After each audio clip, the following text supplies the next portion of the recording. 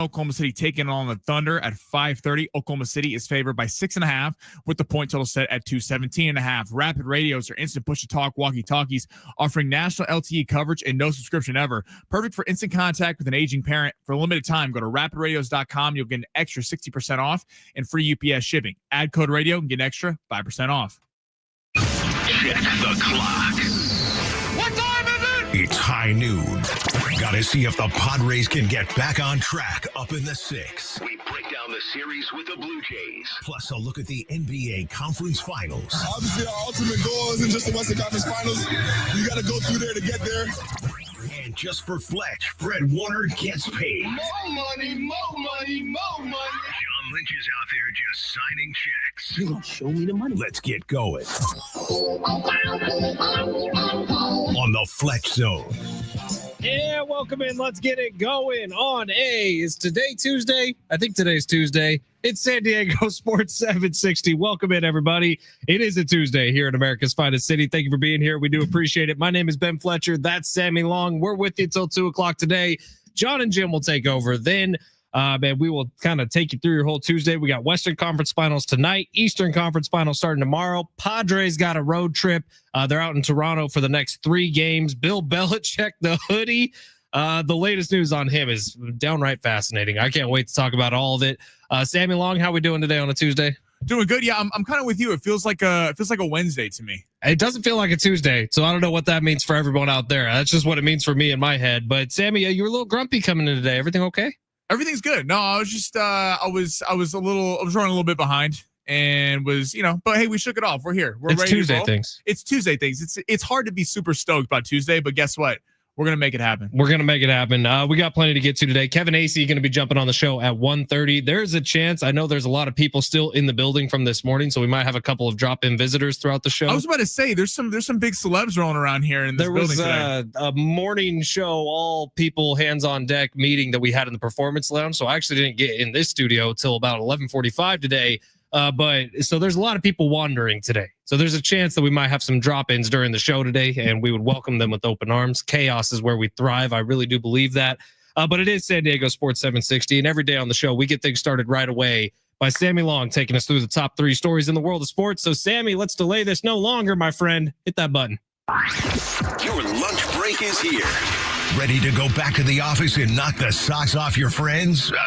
Coworkers? It's time for the top stories of the day. The Big 3. If you want to watch the show, it's available for you on X, at Fletch and Sammy, on YouTube, at San Diego Sports 760. And I said Sammy hit the button. Is that Big Marsh back there hitting the buttons today? Marshall's running things today. Get in here. Yes, my goodness. Marshall. He's too handsome for this, Sammy. He's too handsome. He's going to steal all our jobs. This is a real man right here. This man was in the Navy, submarines. We just come on here and talk on the radio. So we're thrilled to be joined by Marshall. All right, where are we starting today, Sammy?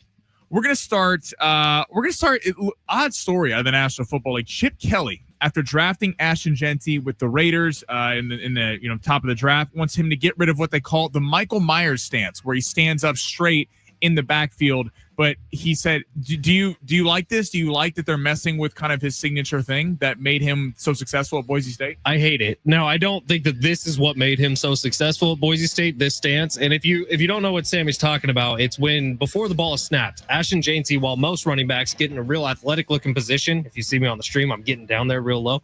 But if they get in a real athletic position, and usually they'll have their hands kind of on their knees, ready to go. And then they're ready to boom, fire. But Ashton Genty stands straight up. And now this was copied throughout a ton of high schools. You saw film all over the place. It was a little bit of the Steph Curry effect, where Steph Curry starts hucking up threes like crazy in every NBA game, and even when he was at Davidson. And all of a sudden you start looking around AAU tournaments across the country, and you have kids who aren't warming up anymore by shooting close to the basket. They're just immediately getting on the court and jacking up threes. Ashton Genty changed the running back position at his time in Boise State because he was this viral sensation a year ago, where all of a sudden you're looking across the country and kids in high school are standing in the backfield, just standing straight up before the snap. And look, it's Ashton Genty's thing. He's kind of patented it, and he has said, look, I'll go with the flow. It's the NFL. I'm in a different area now. I'm going to listen to what Chip Kelly has to say. But come on, Chip. Does it make a big difference? Well, I'm just curious if they told him. Ashton Genty seemed to be a pretty good sport about it. Yeah, he was on Kay Adams' show, right? Yeah, but love her. It's God, I love her.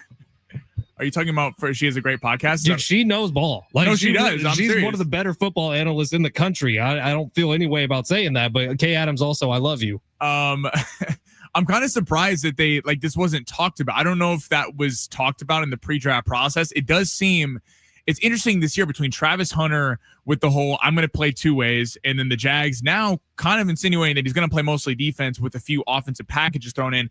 Now you're telling Ashton Jeanty the whole stance you've done your entire middle school, high school, college career is gone. We'll see. So he's being a good sport about it, but I'm kind of surprised that this is already happening. What if his production right off the top just isn't very good? Right. Does he go back? He said he hopes to go back to it, but if Chip Kelly. Dude, that's his brand. That is Ashton Jeanty. If most people around the country, the first thing you think about is the way he stands in the backfield before the ball is snapped. Now, he gets in the exact same position as every other running back in the world right after the ball is snapped, but it's just his thing. This is weird to me. Chip Kelly's kind of an old head. I'm not a huge Chip Kelly fan. Yeah, I'm a little out on this too. All right, let's go time with the Niners. I want to punch him in the face. I forgot. Oh, yeah, he was the Niners OC. Mm-hmm. Juan Soto. Back in the news. Interesting. Not for a $765 million contract. They're playing Boston yesterday. He hits what he thinks is a home run over the monster. Turns out it's not a home run, but with a lack of hustle, only gets a single. And the manager for the Mets said that they're going to talk about it. There's been a lot of things so far early in this New York Mets kind of tenure for Juan Soto where it doesn't seem like things are totally working out with the team. Are you surprised by this? What are your thoughts on it? This is the easiest story for a person who lives in San Diego who roots for the Padres to just eat up. God, this market must love this. And the hope, I do feel like, with a lot of Padre fans, is that this is an epic failure for the New York Mets and Juan Soto, that he signed this contract, this money. And really, when you think about it from the Padres' point of view, understanding what you gave up to get Soto initially and then the return that you got once you trade him away, those are two very different things. Look at what CJ Abrams and Mackenzie Gore are doing right now. They're studs. They're studs at the Major League Baseball level. So when you think about the Padres' point of view, you want this to crash and burn and be the biggest waste of $756. Is that the money? $765. I believe. $765 million. You want that to be and a family suite. So one of the boxes in where the Mets Stadium completely due to Juan Soto and his family. But also on Soto's point of view, it looked like a home run. I'd probably admire that thing too. Yeah. Seriously. Yeah. I'm surprised knowing that it's the monster in Boston that this stuff does happen. I mean, you don't not have to hit it far. You have to hit it high up in the air.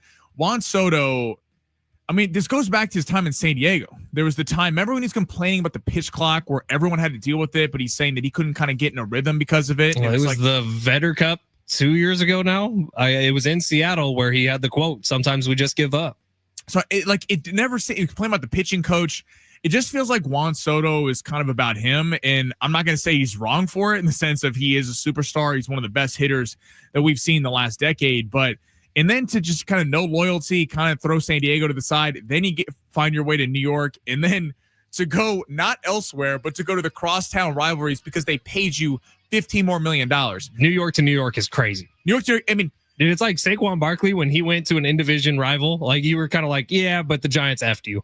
You kind of got that. The Yankees didn't screw him. They offered him a massive deal. It's just that Cohen has all the money in the world.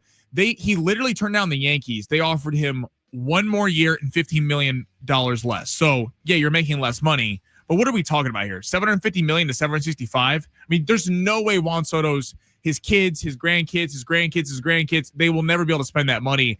It does feel like you kind of get a little bit of a head case. I could spend that money. What would be the first thing you'd buy, Fletch? The biggest F-150 you could possibly imagine. You got $765 million and you're getting an F-150? Yeah. See, if I sign an NFL contract, my hand would still be warm from signing the contract, and I would be in a Ferrari immediately. No question. I think you got to join a wait list to get a Ferrari. You have to be like part of some club to be able to get a Ferrari. Not when you have $765 million. That's a really good point. All right, let's close this B out. Western Conference getting started tonight. Minnesota in Oklahoma City taking on the Thunder. What star between Shai Gilgeous-Alexander, Tyrese Halliburton, Jalen Brunson, Anthony Edwards do you trust most for these remaining playoffs? I like this. All right, so trust is very different from like how much pressure is on one of these stars. Trust is very, most of them unproven to this point in their career. That's why it's a tough question. This is fun, Sam, and we got no history to go off of with this one. I trust Jalen Brunson. I like Jalen Brunson in that. I do think he's probably played in some of the biggest games so far of this. I'm going to go with Anthony Edwards because he's been in the Western Conference Finals before. Anthony Edwards seems to kind of match the level of competition every time it gets stepped up. Shai Gilgeous-Alexander is interesting because if you said we know nothing about Shai, we know nothing. If you picked of the 4 players, said you got to start a team with any 4 of them, what would you pick? I might pick Anthony Edwards, but most people might say Shai Gilgeous-Alexander, considering he's going to be the MVP. We've never seen Shai in this scenario. And this is why I'm actually picking the Minnesota to win in 7 games. I don't know that they know how to close. They know how to boat race teams. They know how to blow them out by 30. But the only close game that they won in this series against Denver was in game 4. And Denver was horrific from the field. They could not hit water if they fell out of a boat. I think there's a problem here. The physicality of Minnesota. I'm trusting Anthony Edwards. He seems to rise, and I think he does more with the least amount of help on his team. I like that a lot. We might need to explore this some more as the series unfolds and see who is actually trustworthy, because off the top of my head, I would say Jalen Brunson, but I could make the same argument for pretty much all 4 of these guys.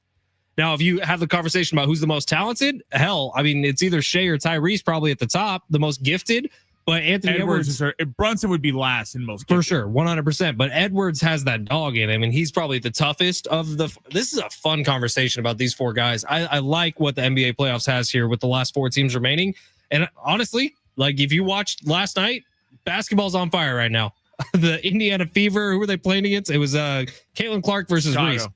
It is the biggest 2.7 million viewers. It was huge, massive. Hi, Cat Fisher.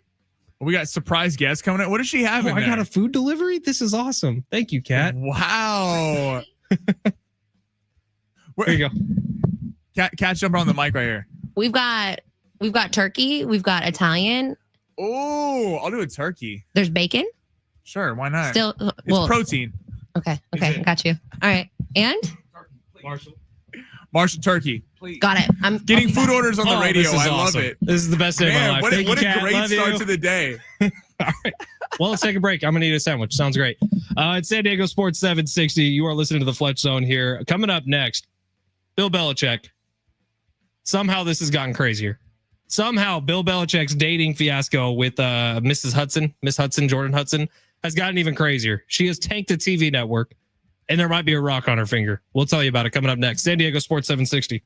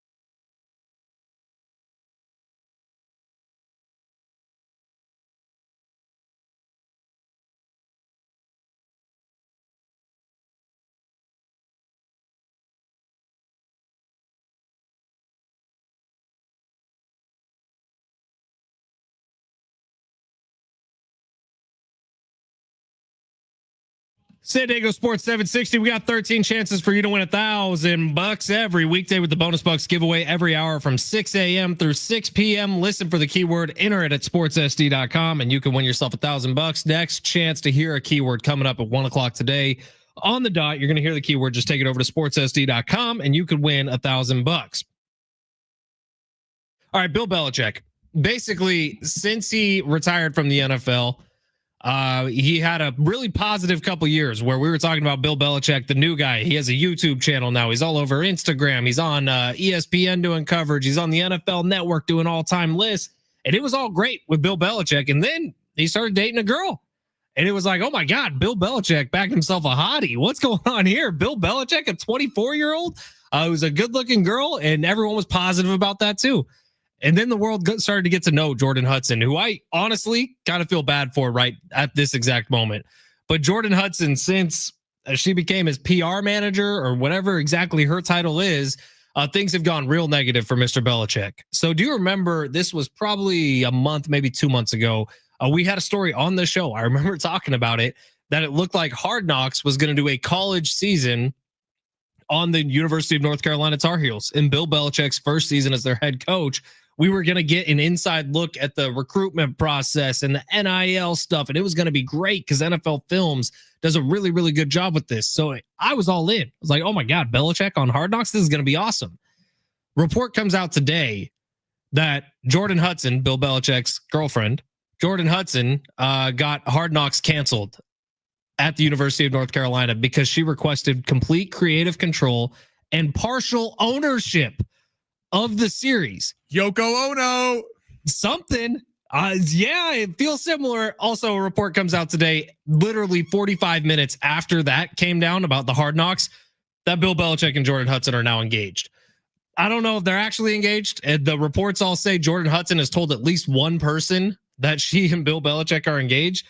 It is just insane that the On to Cincinnati guy, the This Is All About Football guy, the Bill Belichick, who literally created the Patriot Way, where 100% of your focus is on football and not anything else. The guy who wouldn't allow some players to even be on social media in the locker room.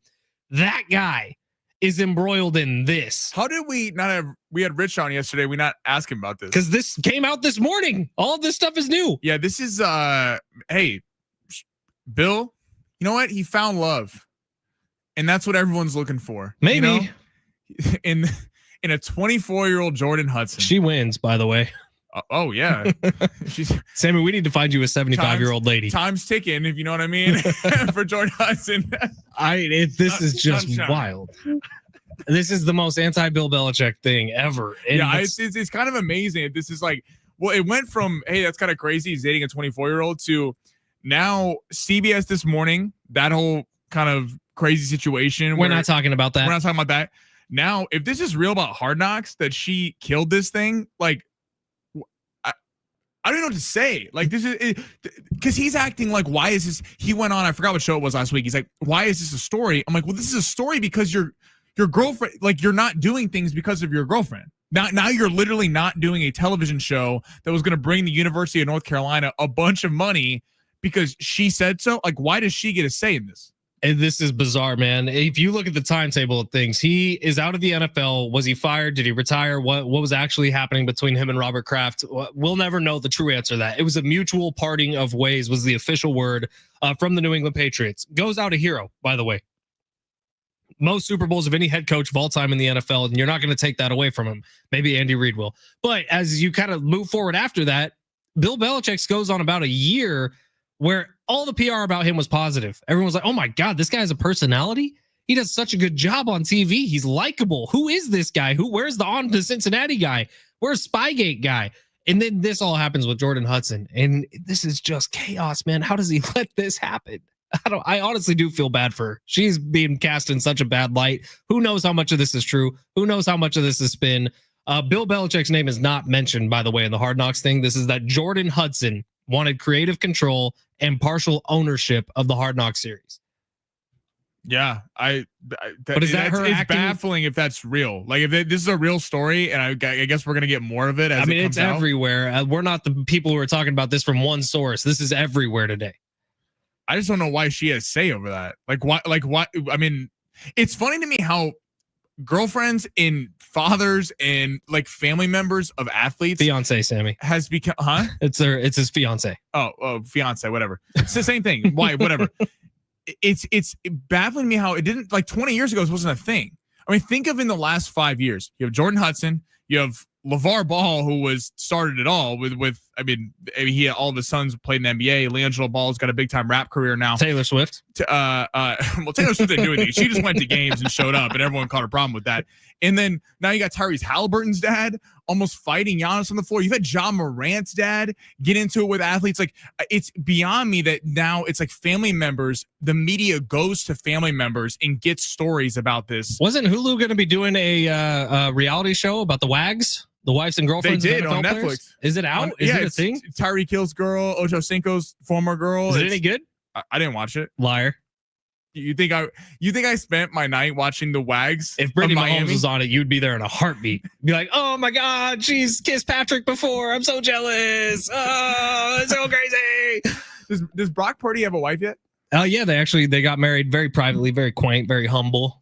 Just kind of off to the side. It's weird that you know that. Away from any of the action. It's weird that you know that. I mean, I was invited, so you know. As a big time member of the media, Fletch was there, sitting front row taking pictures. Yep, that's exactly right. That's what happened. No, but yeah, I'm very happy for the Purdy's, and I'm very sorry, Sammy, that Patrick's not available for you. But your point is accurate. What the hell is this? Like, why is Jordan Hudson literally impacting the career of Bill Belichick, who, by the way, the majority of the time he was with the New England Patriots was not married. He had a long-term girlfriend. He had a long-term girlfriend for Rich's entire career there. But before that, he was married, had a couple kids, had the one kid who does the mouth thing on the sideline. He was a coach. I think his name's Steve. Steve Belichick. But he wasn't married for that entire time. And then he's been with Jordan Hudson for like a year and a half. She's 24 years old. And if it's true, they're engaged already. This is chaos, man. This is so anti-Bill Belichick. We got texts rolling in about this. I'm not sure we can read on air, but they're amazing. One specific text I'm looking for today. Taylor Swift, Travis Kelce, that was easy. Trailer. Bill Belichick, Jordan Hudson. What's the celebrity couple name? Because now they're engaged, so it's not going away. The Hudson River. Text me on the text line, 70470. Start your message with team. That's not bad. That's not bad, Sammy. The official celebrity name of Bill Belichick, Jordan Hudson. What's it going to be? Trailer was too easy. Let's get one for these two. All right, it's San Diego Sports 760. Coming up next, we're going to talk some Padres who are up north of the border. They're taking on the Toronto Blue Jays. They got some stuff to fix, and we're going to talk them through it. Sammy's going to coach them through it. That's next. San Diego Sports 760.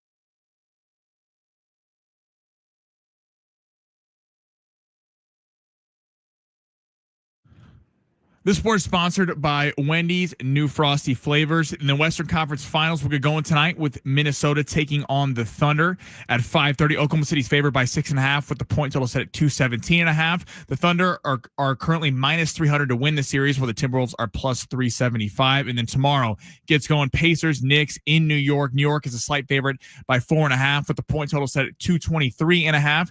The Knicks are a slight favorite to win that series as well. This support has been sponsored by Wendy's.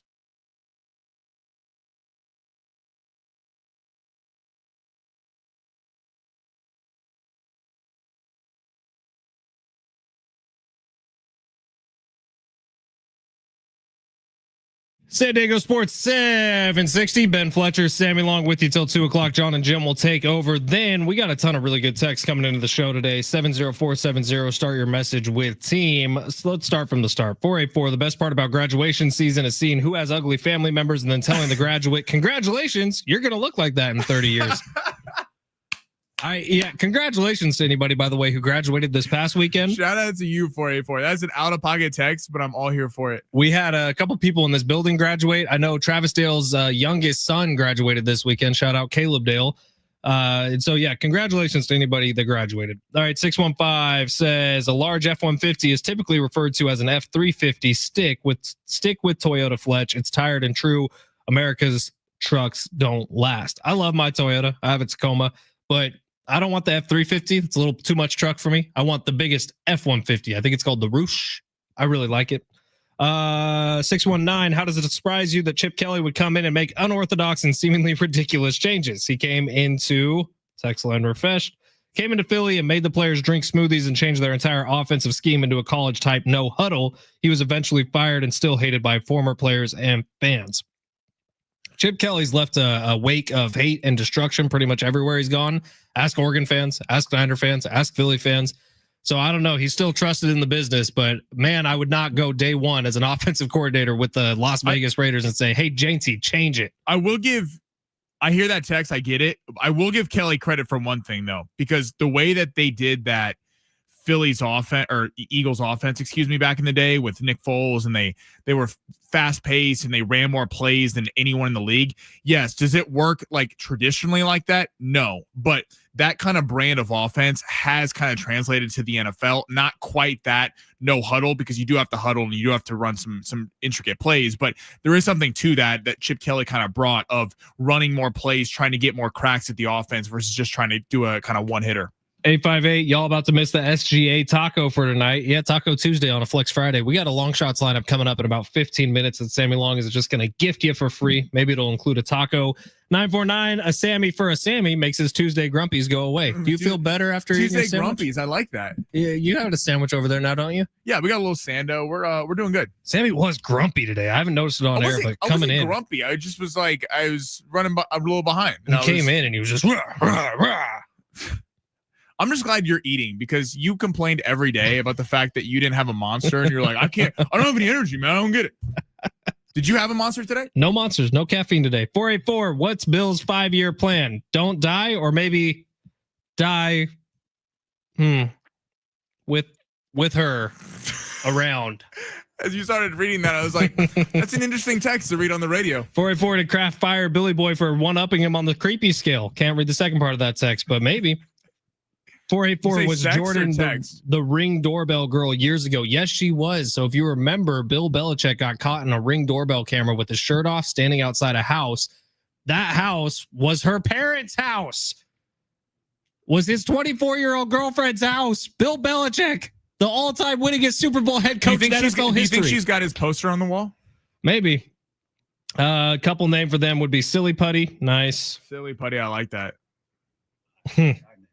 619, I love how Fletch deflects his obsession for Brock Purdy. Dog is named after him, bought the same truck, never stops talking about him by talking smack to Sammy about Mahomes, who just happens to be Sammy's team's quarterback. Jayhawk. Phenomenal text. Those sound like fighting words. You understand. Thank you for understanding that. You're a longtime listener. You know when he gets offensive, he immediately starts saying some dumb things about Patrick Mahomes. It's okay. This is what happens when you lose to a team multiple times in the Super Bowl. You try to deflect. Mm-hmm. That's true. Hurt people, and I do. I did have its coma before Brock Purdy started doing any Toyota endorsements, so just throwing that out. You think you're better than Brock Purdy? No, not at all.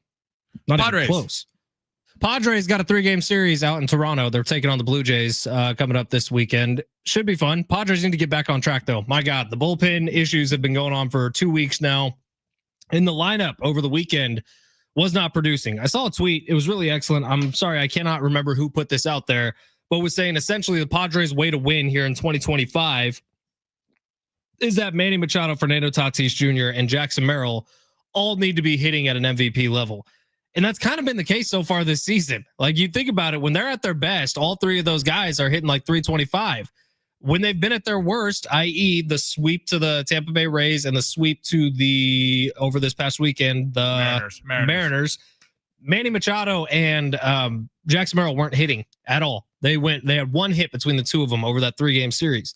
It's not going to be easy for the Padres unless they get production out of their big bats. You could say that about most Major League Baseball teams, but with the Padres, it feels like it's really down to those three guys.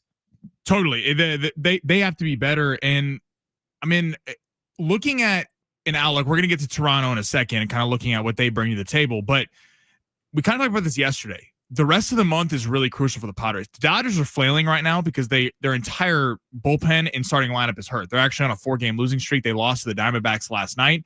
The Giants lost to the Royals. It's a real opportunity for the Padres. That's why I think getting swept in the Vetter Cup was such a problem, because we look at next month's schedule. Giants, tough series. Brewers, Dodgers, Diamondbacks, back to the Dodgers. They play the Mets in there. They play the Phillies twice.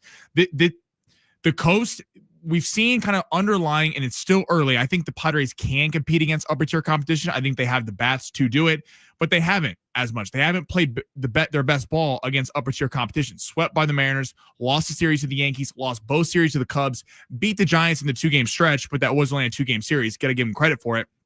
So you want to build a little bit of a cushion over the next 2 weeks, because I do feel like the schedule is manageable. But to your point, Fletch, Machado, Merrill, these guys really have to step up.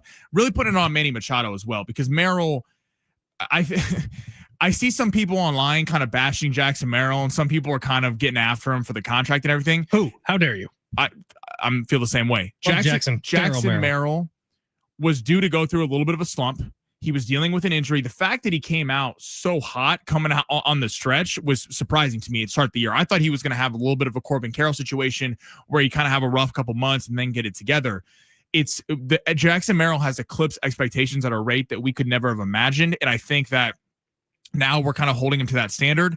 He did take a team-friendly contract in terms of what it was. Manny Machado does have to be better. I know his metrics, I was listening to John and Jim yesterday, have been pretty good, but the power hasn't been there. These guys can't go cold on the road because Toronto does have some big sluggers in their lineup. Yeah, what's kind of crazy about Manny Machado, and Kevin Acey wrote about this a little bit earlier today, and he's going to be joining us at 1:30. This weekend, I believe, marks the time where Manny Machado has now been a Padre longer than he was an Oriole. So when you look at his career, obviously started with the Baltimore Orioles, was one of the hottest young rookies in baseball, and then went to the Dodgers for half a season was he with the Dodgers? And then he moves to San Diego, and now he's one of the longest tenured Padres on this lineup, Manny Machado is, because of the amount of lineup turnover that's gone through over the last few years. So Sunday, I'm pulling it up right now, Sunday is going to be his 860th game with the Padres, which will equal the number he played with the Baltimore Orioles. And for a large part of that, you think about the success that the Padres have had while Manny Machado has been here, and it's been really, really good, but it hasn't been great yet. And I think that's what we all wanted when Manny Machado signed that contract, was great, was World Series. And we'll see if he can get them there. He's obviously going to have to be a huge part of it. If the Padres are able to do something special this year, it's going to be behind a huge season for Manny Machado. But you got to avoid these stretches where 2 out of the 3 of these guys aren't getting a hit during a weekend. And while Manny Machado's numbers are good this year and they're up this year, especially for May, his power's way down, like Sammy was just saying. And that's such a big part of his game. It's going to be tough. If you're talking smack about Jackson Merrill out there, get lost. Yeah, Merrill is not the year problem. 2. I promise you, Jackson Merrill, there's problems with this team. Jackson Merrill is not one of them. He was due to go through a little bit of a slump. I'm giving Jackson Merrill a pass.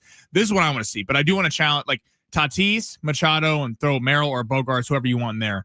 They got to be better than Bichette, Vladdy, and Springer this weekend, or over the next 3 days. That's kind of, we've seen the Mariners come in and they're really hot right now. They keep winning. I believe they're like 14-8 on the road the last couple months. They've been excellent, and that's a good ball club. But we've seen sometimes when the Padres are matched with lethal hitters on the other side. I think the Padres have better hitters than the Blue Jays do, but they need to capitalize on this because these guys can't just go to sleep when, you're going to be on the road. I don't think you can just rely on the bullpen being absolutely shut down, especially given their struggles over the last couple of weeks with Moraho and Estrada and guys like that. Good news. Toronto's an easier place to hit than Petco Park is. Toronto 100%. is a very team or batter friendly ballpark. I think you're playing indoors. So hopefully the hitters can all get back on track.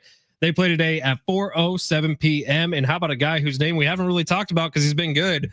Dylan Cease is on the mound for the San Diego Padres. Man, I was worried when he came out of that game after pitching as well as he did. Remember, because his hand was cramping up and he was like closing it involuntarily. He followed that up with another really good performance. So Dylan Cease, hopefully he keeps the good times rolling. Chris Bassett pitching for the Toronto Blue Jays, 4:07 first pitch tonight. We got long shots coming up in just a little bit. Kevin Acey is going to join the show coming up at 1:30 today.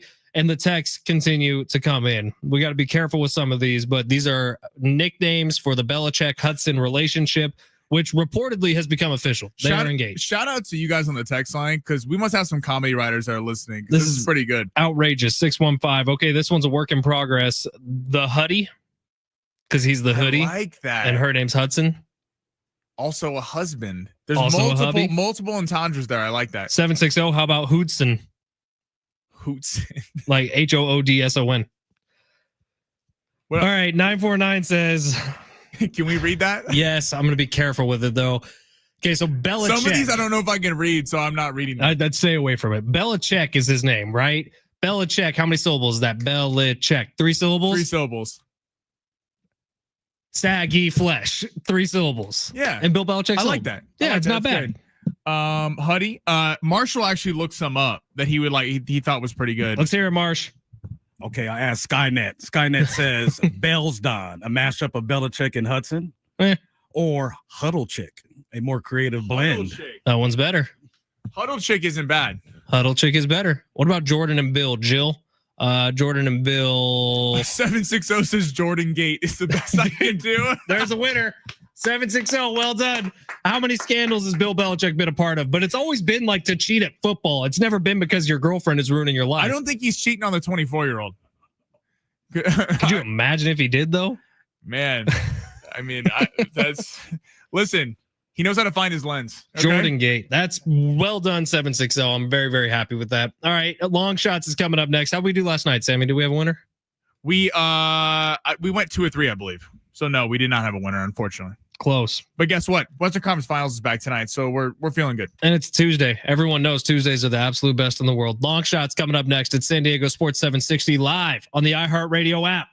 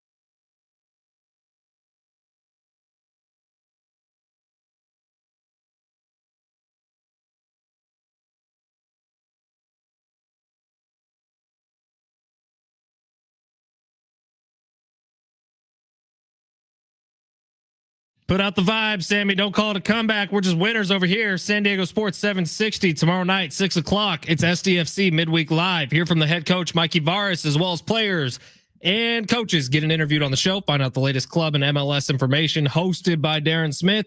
SDFC Midweek Live every Wednesday night, 6 o'clock, right here on your home for SDFC, San Diego Sports 760.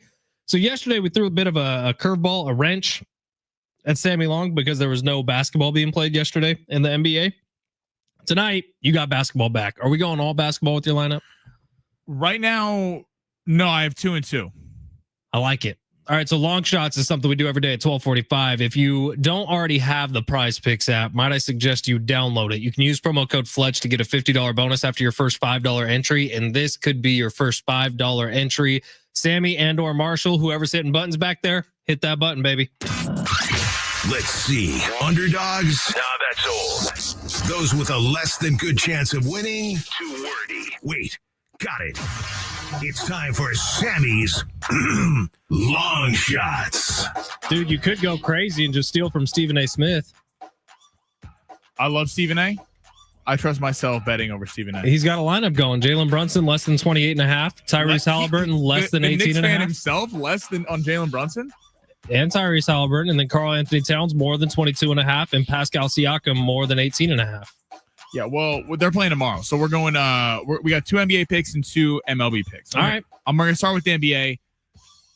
Julius Randle tonight, more than 19.5 points. I think Julius Randle is going to go off in this series. One of the reasons why I'm picking Minnesota in 7 games. I don't think there's a matchup for him. I don't know what they're going to do.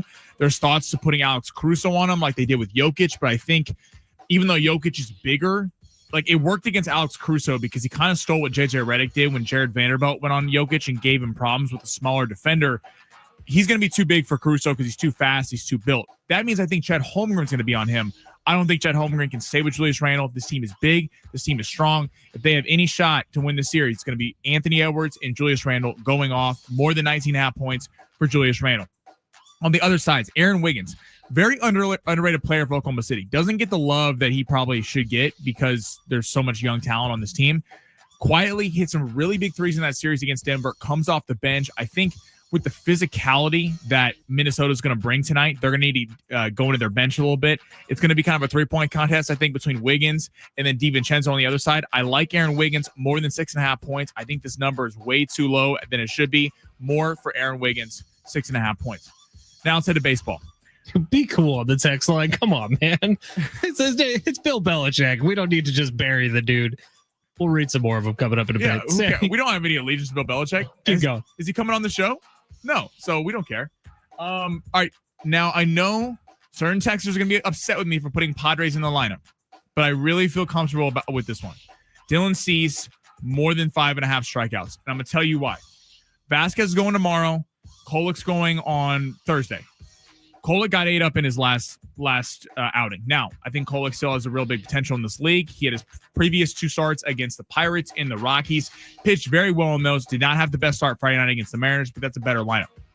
So I think Schultz going to be protecting him a little bit, as well as Vasquez, who had a better start last time out, but still going to need the bullpen. I think Cease is going to get to go ways in this game. Even if he gets in a little trouble early, I think Dylan Cease is going to be left in this game to try to save the bullpen for the next 2 days, especially with the Braves coming this weekend. Dylan Cease, more than 5.5 pitcher strikeouts. Going to the Dodgers, 17.5 pitching outs for Yoshinobu Yamamoto, more than. The Dodgers are decimated on the pitching staff. They have no one. The bullpen is, they got Edgardo Henriquez is hurt. Kopech's hurt. Phillips is hurt. Yates got hurt over the weekend. Luis Garcia got hurt over the weekend. They cannot afford, they don't really have a starter outside of Yamamoto right now that was projected to start the year. That's the only guy. He's been the best pitcher in baseball so far. More than 17.5 pitching outs. They had to burn some of the pen yesterday with Landon Knack going. Yamamoto's going to stay in this game. I think they need to win this game if for the Dodgers. I mean, they're on a 4-game losing streak. Things are not looking great right now for the Dodgers because of all the injuries. Yamamoto's going to stay in this game for a long time. So I'm not going strikeouts. I'm going 17.5 pitching outs, more than, because they got the Diamondbacks tomorrow, and then heading into the Mets, they got to save the pen for that, knowing the pen is already deteriorated. By the way, a very funny trend going on online right now about the Los Angeles Dodgers when you mention Yoshinobu Yamamoto is Dodger fans were kind of chirping at Angels fans a little bit, saying the Angels treated this like their World Series. And a very funny Angels fan screenshotted Clayton Kershaw's stat line and said, so was Clayton Kershaw, because he only went 4 innings, gave up 5 hits and 5 runs. And that is a very Clayton Kershaw postseason effort. So Clayton Kershaw was also treating it like a World Series. Yeah, and this might not be very popular. I know people hate every Dodger down here, but like I kind of feel bad. Like Kershaw is a legend, and the rivalry has been great for all these years. It feels like Kershaw at this point, being 35 years old, he hasn't really been the pitcher he once was for about 3 seasons now. I hear a lot of narrative about when Kershaw comes back, Dodgers fans get excited. People are on the Major League Baseball. It's kind of hard to see Kershaw be a little bit of a shell of himself. Are you saying we shouldn't make fun of Clayton Kershaw? No, I'm not. You do whatever you want. I'm just saying, as someone who respects great pitchers in the MLB, watching Clayton Kershaw over the years, even though he played for the Dodgers, was kind of a thrill to watch. It's kind of hard seeing him be a shell of himself, and he did not have it in that Saturday outing. And I think it's kind of tough to rely on him going forward for the Dodgers. Forever, one of my favorite sports photos, literally forever, will be Clayton Kershaw, hand buried in his face, or face buried in his hands after I think it was against the Astros, had a blow-up performance in the postseason. It was beautiful. Does seem like a nice guy. Well, are you going to veto one of these or what? No, I already submitted it. Oh, perfect. I like it a lot. 4-legger. Hashtag positive on a Tuesday. Hashtag positive on Tuesday. Guess what? Tuesdays suck to begin with. So guess what we're going to do? We're going to make some money while we're at it. We're going to win some money. We're going to win some money. Sammy, you'll be happy with me. I'm actually attending a casino event this weekend. What casino are we going to? Up in Sacramento. I actually don't know the name of the casino. I'm playing the golf course Saturday morning. And then we're going to do a little lunch at the casino, and then maybe spend a couple hours on the floor, play a little blackjack. Okay, I was about to say blackjack. Then what are we doing? Well, we're only going to spend a couple hours actually gambling, which is all I need. Get in there, do my business quick, get out. Hopefully with more money than I walked in with. See, I'm going to Vegas in 3 weeks, and I've already been game planning how much time we're going to spend at each table. Do you do what I do when I'm getting ready for a Vegas trip? What? I try to take a bunch of money out of my Chase bank account, and instead of using any of my cards for the next few days, I only use cash. And whatever I don't spend, I put into an envelope, and that's my Vegas envelope. Oh, I like that. It's a good plan. It works, man. I like that. And then it's like you go to Vegas and you're like, oh, I already have a big envelope of cash. Don't need to hit the ATM. It's funny when you plan Vegas trips with people, because some people are like I would rather go for shorter time and spend and make it fun. Like I would rather go for a day or two and spend more money to make it fun, versus some people would rather go for longer, but be on a budget. Like we were trying to plan this with my boys, and they're like, some people want to stay at a terrible hotel. Some people are like, I want to stay at a nice hotel. Some people are like, I want to eat McDonald's every night. Some people are like, I want to go to a nice dinner. I'm like, I'd rather just not go if we're just going to penny pinch. You know what I mean? Like, let's just go and do it right, versus you don't need more than 48 hours in Vegas. Yeah. Once that 48-hour mark hits, you're already done. You need to be out. For the weekend is fly in on Friday night after work, so you have the night to go. All day Saturday, you're out by noon on Sunday. I agree, 100%. There's nothing worse than sitting in Vegas until 6 o'clock on a Sunday because you had to get the cheapest flight. That's awful, man. You go late, get out early. Because it all depends on how you do at the tables early on. If you do good, you can extend it. But if you have a bad break to start at the tables, you also can't go with your just objective to gamble, even though I love gambling, because if that's the problem, then you start chasing losses. By the way, the sneaky fun way to do Vegas, if you are looking to penny pinch a little bit, you fly in on a Friday night, you fly out on a Saturday night. That's a little too short for me. No, so you fly in Saturday night, or Friday night, you don't even book a hotel because you're getting in around 10, 11 o'clock at night. You just are doing stuff all night long, and then you fly out Saturday around 3 o'clock. That's brutal. You're not gonna crash out by noon. If you're doing Vegas right, you are gonna be dead by noon. You're gonna stay up all night and not go to sleep until the flight. What about when that hangover kicks in? You just keep drinking. You don't stop. Deal with it Sammy. on Sunday. You don't stop until you get on the plane, and then you fall asleep on the plane, get back home, and then Uber to your house and fall asleep again. I like that. We need to do a remote from Vegas.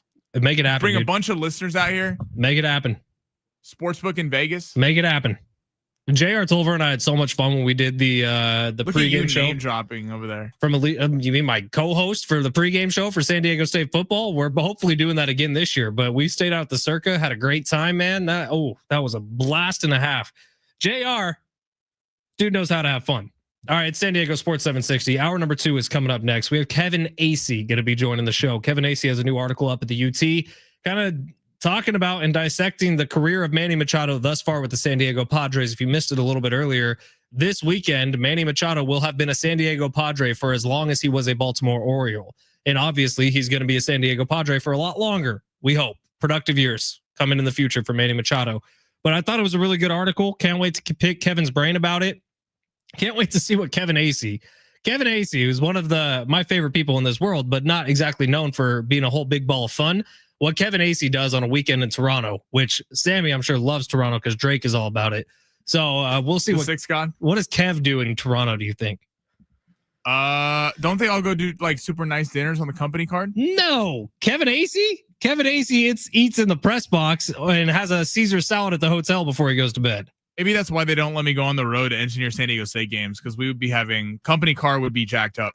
I don't think they would ever give you a company card. Rich Ornberg has a company card, and we can tag along.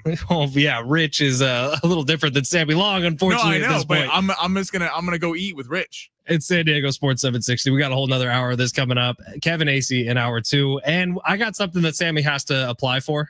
He has no idea what I'm talking about yet, but he's gonna apply for this. Hopefully, he's gonna win it, and he's gonna be best friends with Tom Brady. That's next. San Diego Sports 760.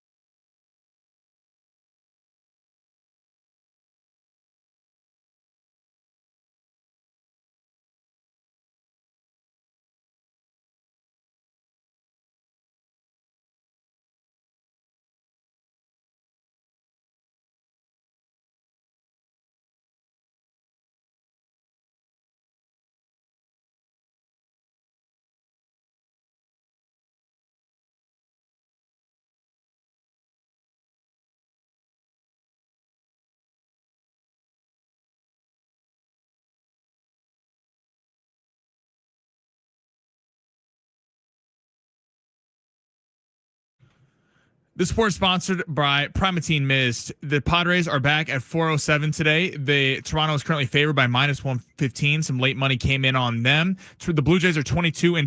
Dylan Cease will be going for the Padres, while Chris Bassett will be going for the Blue Jays. The run line opened at 5.5. It has now been bet up to 7.5. And the Western Conference Finals today gets going. Minnesota will be in Oklahoma City taking on the Thunder. The Thunder are currently favored by 6.5. That game will be going at 5:30. During an asthma attack, every second feels like an eternity. Primatene Mist works fast. It's clinically shown to open airwaves quickly, providing quick relief of mild symptoms of intermittent asthma. Get the #1 FDA-approved over-the-counter asthma inhaler. Primatene Mist. Breathe easy again.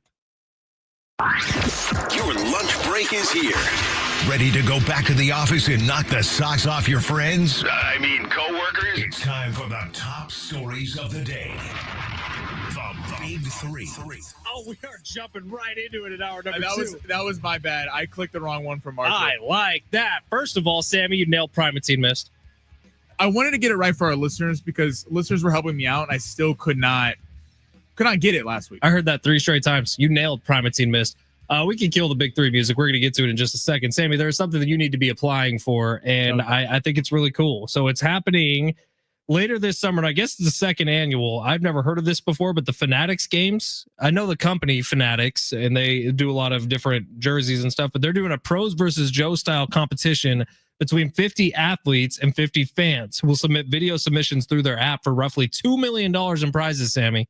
$2 million. So what is this? There's a huge cash prize, but there's also, I think, a Lamborghini being given away and some other things. But 8 sports-themed skills competitions will measure quarterback skills, basketball shooting, soccer goal scoring, baseball pitching accuracy, a washer-dryer hockey shooting challenge, a WWE superstar entrance, a UFC striking challenge, and a closest to the pin golf challenge. I feel like you could do all those things. Competing against athletes. Tom Brady's on the list. I don't want to see Tom Brady. Jaden Daniels is on the list. CJ Stroud, Micah Parsons, Kevin Durant, James Harden, Draymond Green, Russell Wilson, Rob Gronkowski, Alex Rodriguez, Odell Beckham Jr., Tyreek Hill, the Cheetah. That's the one player I'd be excited to see there.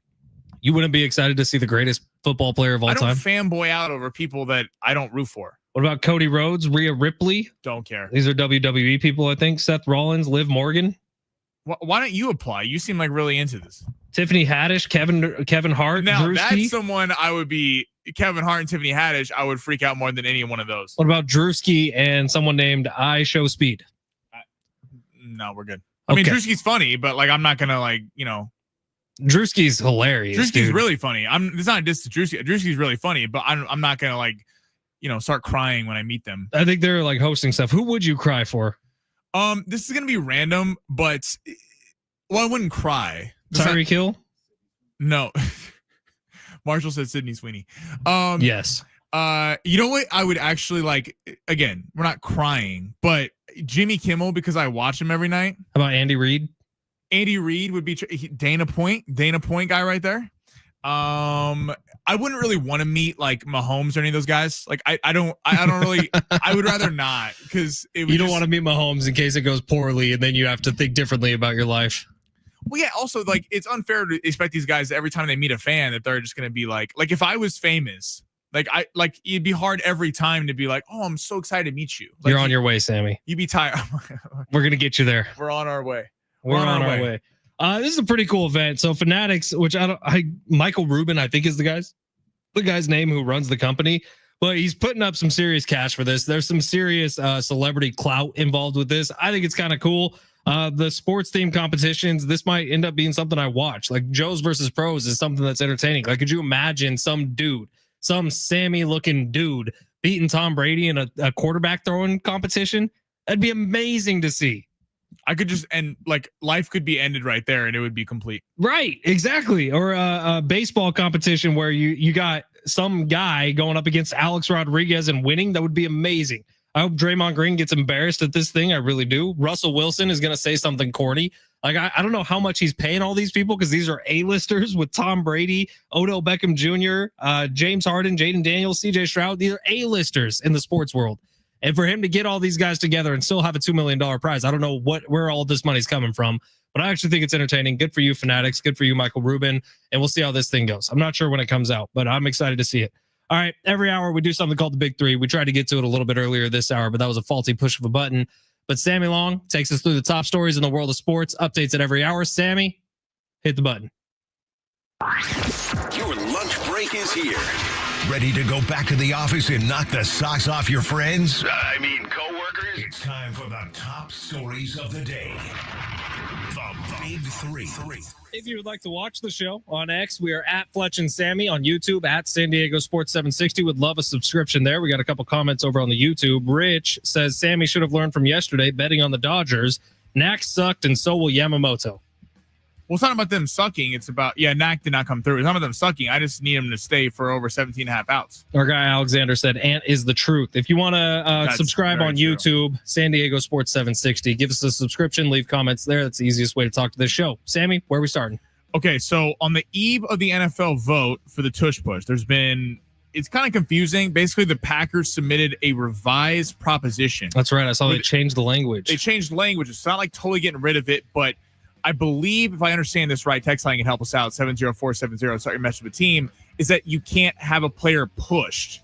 You can do the same dive, but you can't have someone pushing from behind. It's actually a 15-yard penalty. The Eagles responded to this. They were asked questions. A.J. Brown said, I don't have any thoughts on it. It's only 1 yard. And Jordan Mailata, left tackle, said they're ruling it on the push. I guess we'll just do it with no push. Do you believe that they have no problems with this? Where do you stand? Are you like? It seems like we just need to make a decision with this. Here's the worry. Where does that stop? So if you stop the tush push, right? If you stop having, because basically what they're saying is Saquon Barkley and the tight end, I'm forgetting his name, Dallas Goedert. They can't come from behind Jalen Hurts and push him through the pile. The changed verbiage states that you can only help a runner by blocking those in front of him. You cannot push from behind. My worry is, okay, we see it in the NFL all the time. Dude catches a ball 8 yards down the field, 2 yards short of the first down. And before his forward momentum is stopped, a bunch of linemen come up from behind and push him through. That is very much a part of football. The tush push doesn't really look like it belongs in football. But if this vote happens and that goes away as well, the kind of the mob tackling from the linemen just trying to get an extra couple yards on the short slant for a first down, I would hate to see that go away. Yeah, like I get the point of that. You wonder where it stops because that is a problem. I mean, you can do this for a lot of things, but pretty soon we're playing flag football. I don't know about that. I mean, the tush push is like it's a play where it's not stopped. I mean, it's not even. Oh, look what we have in studio. Whoa. Sammy, you could probably fit in this shoe. Yes, sir. Red Shoe Day coming up tomorrow, supporting the Ronald McDonald houses across San Diego. There's going to be our sales team out on Balboa and Ruffin Road for donations. You can put some money straight in the big shoe. Do I get to keep this shoe, Paolo? Perfect. I'm keeping it all the way through tomorrow. But the tush push, like I'm against it in this regard. It's a play that can't be stopped. It's not a play where it works 70% of the time or 75% of the time.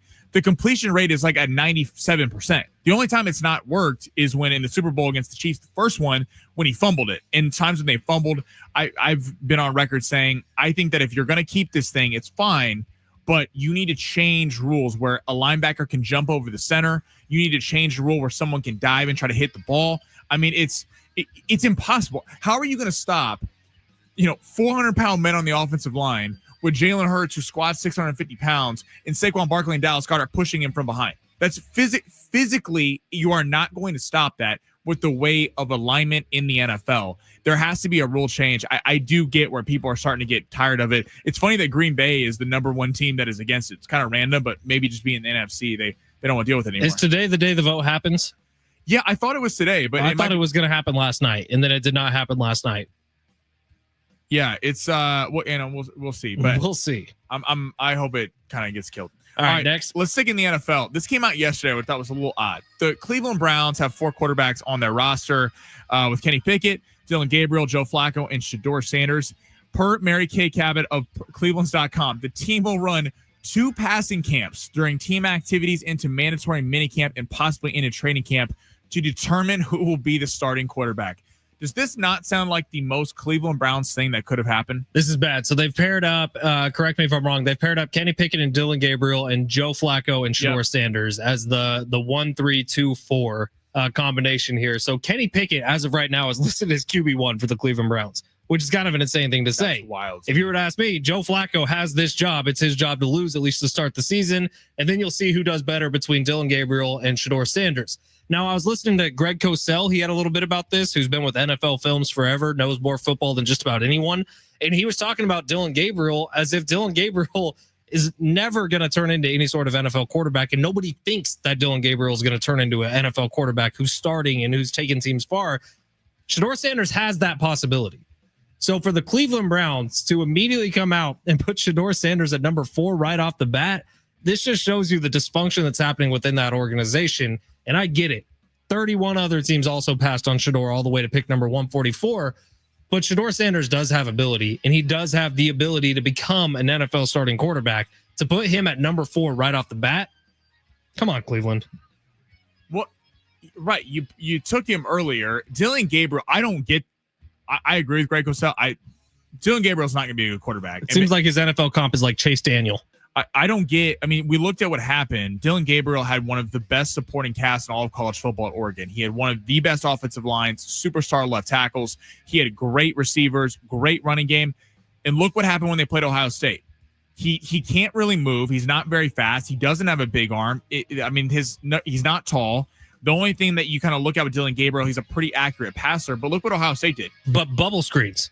He's a really nice bubble screen passer. And Ohio State was teeing off from the edges and just playing a zone coverage, and they had no idea what to do. He couldn't evade any pressure. The offensive line has to be great for Dylan Gabriel. Shedeur Sanders has the ability to reach a level where he could be a really good player in this league.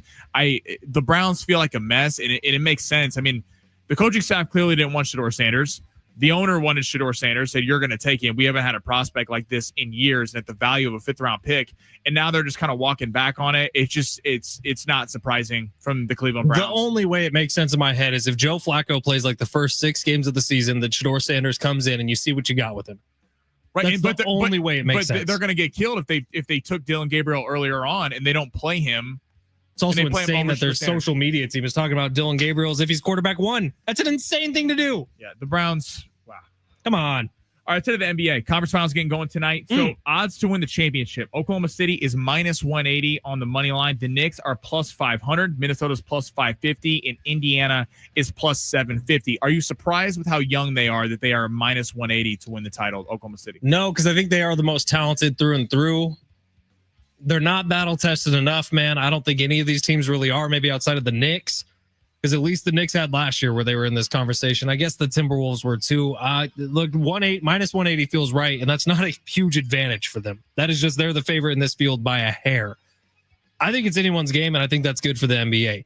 NBA ratings this postseason have been up I think it's the best in the last 11 years, this NBA postseason. So if this can continue, now you're dealing with some smaller markets and New York. If this can continue and they keep the competitive play going, they keep the physical play going, if there's nothing really changing with the officiating outside of maybe shortening up some of the reviews, this has an opportunity to be one of the cooler NBA Final Fours that we've had in the last decade. Yeah, I think it's way more wide open than this. Oklahoma City, maybe I'm just a little down on Oklahoma City. I don't trust that with the refs are going to play a big part in this series. If they let them play like the way Minnesota and the Lakers series was called, where they allowed physicality, hand checking, that completely plays into Minnesota's game. That's what they want to do. If they call this thing tight, where they're kind of giving ticky-tack fouls and everything, that plays into Oklahoma City. They're a much more finesse team. I don't think they've earned the right to be this much of a favorite. And I know on paper, you look at them from top to bottom, they're great. They're really young. I trust Anthony Edwards more than I trust Shea. I really do, just as a closer. And Jalen Brunson has been in this situation. I think all the teams on this bracket could actually beat them. I think the size is a real problem. If you look back at the series against Memphis, yeah, they swept Memphis. Games 3, they were up huge. The Memphis Grizzlies up by 30. John Moran gets hurt, they lose. Game 4, they barely win with Scottie Pippen Jr. had like 30 points in that game. In Denver, I think just ran out of gas. And I'm gonna give Oklahoma City credit for winning that series, but they completely ran out of gas. This is what happens when you play 6 or 7 guys the whole time. Jokic's free throw percentage dropped from like 90% to 75. I think Oklahoma City's had a favorable schedule. You can say the same thing about Minnesota. That's why I think Minnesota and the Knicks are going to meet in the finals. I like it. It's bold, but I like it. Hey, we do have a pair of tickets to give away today to go see Simple Minds with Soft Cell and Modern English Saturday, May 24th at the North Island Credit Union Amphitheater. You can get tickets and info at Ticketmaster.com. We're going to give those away right after Kevin Acey today, who's jumping on in about 15 minutes. And you heard me earlier mention about the fact that we got a little delivery in studio here. If you're watching the stream, you see I'm holding up a size 18 big red shoe. And the answer for the reason is that tomorrow is the 16th consecutive annual Red Shoe Day. Hundreds of volunteers are going to be collecting cash donations in those iconic red shoes at more than 70 intersections throughout San Diego County in support of Red Shoe Day, benefiting San Diego's local Ronald McDonald houses.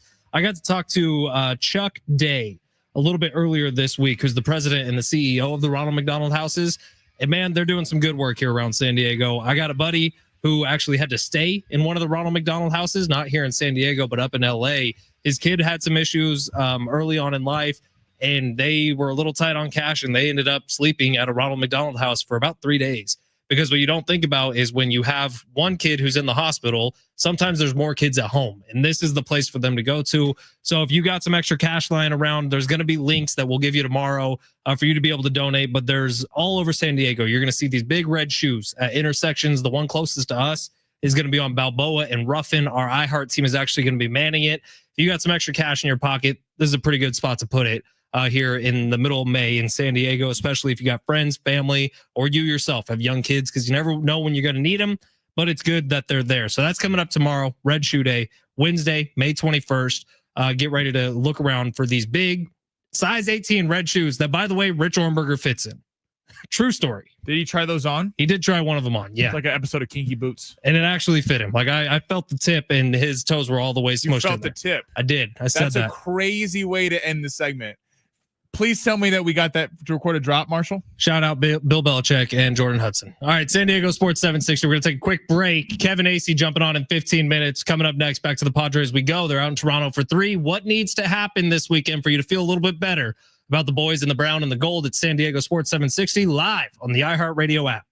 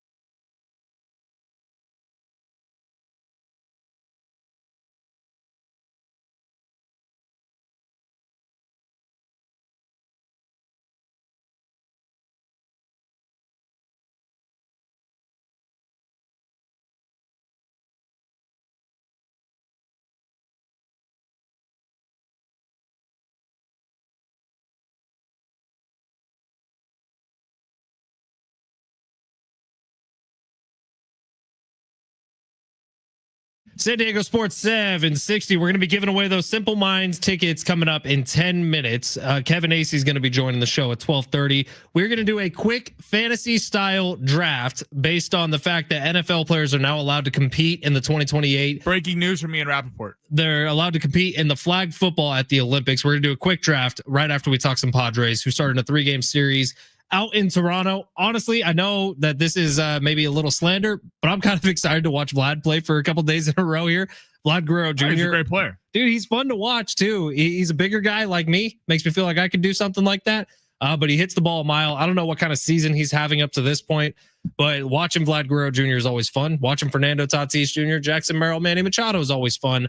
We'll see if those three boys can keep up this week. Sammy, you got any big thoughts on this series coming up for the Pods? I just think that I said earlier, I think the Padres bats are better, but you got Guerrero, Vladdy, you got a lot of guys, Bichette, Springer, a lot of dudes that can flat out ball. And I forgot about Bo Bichette. I mean, there's a lot of good players for the Toronto, even though they do have a losing record at 22-24.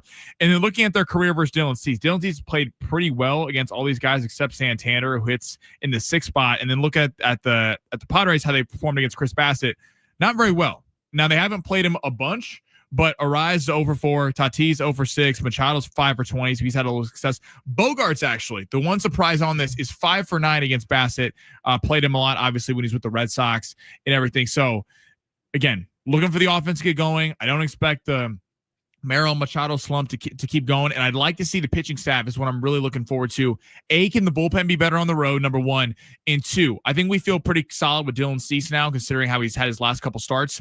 Can Kolek or Vasquez get back to kind of what they were? Vasquez had a nice start last week. Kolek did not have a nice start Friday night, but was really good the previous two before that. I'm excited to see the pitching staff, see if they get it back together. Can we get Jackson Merrill and Manny Machado to combine for more than one hit in this 3-game series? I think you look at that and things will go just fine for the Pods. Sammy, I did just email you a clip of some bed music for this, but we're going to do a quick draft here before we get to Kevin Acey. We got about 5 minutes to do this, so let's knock it out. We got Big Marsh on the mic. He just jumped in studio. Hi, Big Marsh. Hey, what's going on, everybody? Oh, we're happy to have you, pal. And so what we're going to do, we're actually going to give Marshall the first overall pick, but we need one quarterback, one wide receiver, one tight end, one running back each to play on our flag football team in honor of NFL players being allowed to play in the 2028 Summer Olympics. Oh, I love those horns, baby. Feels like football season's almost here. Marshall, with your first pick, please. Coming out of Kansas City, Patrick Mahomes. Oh, what a waste of a first overall pick. Oh, what a selection, Sammy, Marshall. I'll even give you number 2. Can I go quarterback? You can. I would even put this above Patrick, and I told Marshall this. I didn't want to take your pick, bro. My guy, Lamar Jackson. That's who I would have taken too. Explain to me In flag football, he's what impossible. other country is going to stay in front of Lamar Jackson. Seriously, explain that to me. No one. If he's on your team, you win. It's over. Imagine trying to grab his flag. All right, then I got to go wide receiver. I'm going Jamar Chase because same exact reasoning. I would. Okay. Dude is filthy downfield. You can't get hands on him. He's not a big guy. It's not like he's protected. You just don't hit him. Wouldn't you go, Marshall, you go next. Okay, my second pick, receiver, the Cheetah. I was about to say, I'm going speed. I'm going He's Cheetah. past his prime. He's lost a step. Saudi Arabia is going to D up the Cheetah. Saudi Arabia is going to D up the Cheetah. Yeah, Saudi Arabia is going to stay in front of. Cheetah could be 62 years old and he's still faster than everyone. Well, it's a good thing Marshall picked him. Who do you have? I'm gonna go Jay Jettis. Justin Jefferson. Justin Jefferson. Remember that catch he had against Buffalo when he came back and he caught it with like one hand over 3 dudes? Explain to me how Honduras is staying in front of that. All right, that means I need a running back. Give me Saquon Barkley. Let's get shifty. Dude's got home run speed. I got CMC. Oh, Devon A-Chain. Again, we're going That's speed. a good pick. Miami, first off, it's over. Rest in peace to every other country that is submitting a team. Against any of these teams, by the way. You're all toast. Yeah. We could send our college guys and they will perform better.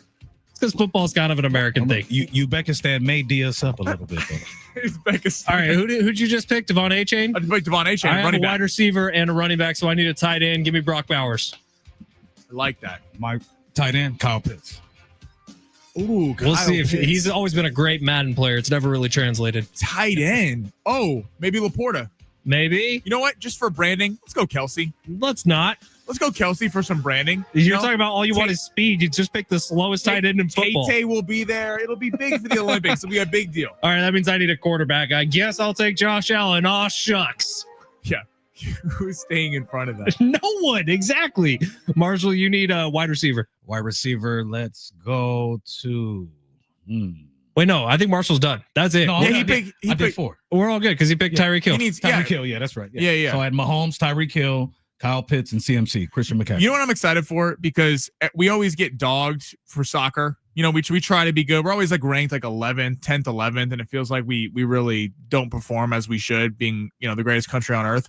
But now we're gonna see, is Canada the only country that's even going to be remotely able to complete a pass against us? They got the CFL, but how many of those are Canadian-born players? That's the question I would look to. And the answer's not too many, especially not the quarterbacks. Like, I went to a high school with a guy who ended up playing quarterback in the CFL. Really? Yeah, his name's Chris Randall. Dude was a stud. Yeah, like, I mean, because they did this flag football thing, and we sent high schoolers, and we got beat by Japan like 94-30. Do you remember the dude who tried to say he would be a better flag football quarterback than Patrick Mahomes? What was that fool's name? What was that clown's name? Hold on, Find him now. What was that dude? Yeah, because he's like it's taking away from our sport. It's a completely different game. He said, if you're telling me you would be better than Patrick Mahomes, dude, take a freaking hike. I'm like, we are trying to win gold medals. Okay, not give participation trophies out. God, you could take literally out of the class of rookies that just got drafted, go only from pick 145. So Shedeur Sanders not included. 145 on. I promise you, if you put a team together of the guys selected 145 and on, we would win the gold medal. Yeah. I feel pretty confident about that. You got him? Yes, his name is Daryl Duquette, also known as Hoosh. Who, by the way, is an excellent flag football player. He's Team USA's flag football team. Could not hold a freaking candle to We need to try Patrick to get Mahomes. him on the show and ask him about his comments. He would come on and he would just start talking all sorts of smack. Do you think he's in high demand for radio interviews? You could probably get him, Sammy. Why don't you reach out? And we could just ask him straight up, you or Patrick Mahomes? We'll go through every quarterback in the NFL. Dude, I'm telling you, sorry, think no a offense team- to Daryl Duquette, but anything in life, I'm picking Patrick Mahomes. Do you think Nathan Peterson would be able to lead the US of A to Gardner gold? Minshew would get the gold Oh, medal. Gardner Minshew would be Minshew would filthy in flag definitely football. get us gold. Dude's an athlete. He listens to Creed. He would just dominate everybody. All right, we got to take a break. Kevin Acey's coming up next with the Union Tribune, our Padres Insider. That's next on San Diego Sports 760 live on the iHeartRadio app.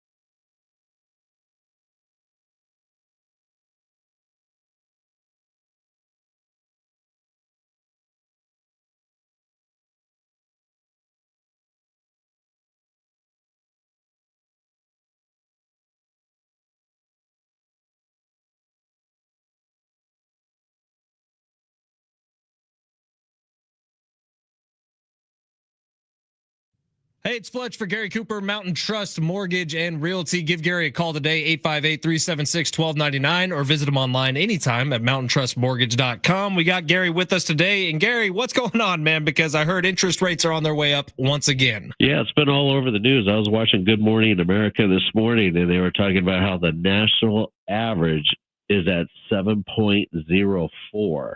That's the highest since not this last April, the year before. So, yeah, interest rates are definitely on the higher end. But as I talked about last week, if you recall, Fletch, I've got a lender who is offering no ads or hits, which is known as loan level price adjustments on all their VA and FHA loans. So if you're looking to purchase, this can save you a lot of money because you can go down to a 600 credit score and qualify, and you don't have the ads and hits to the interest rate or pricing. Get straight mortgage answers by calling Mountain Trust Mortgage and Realty at 858-376-1299. Again, 858-376-1299. Call Gary Cooper, the Mountain Trust Mortgage team today, or visit them online at mountaintrustmortgage.com.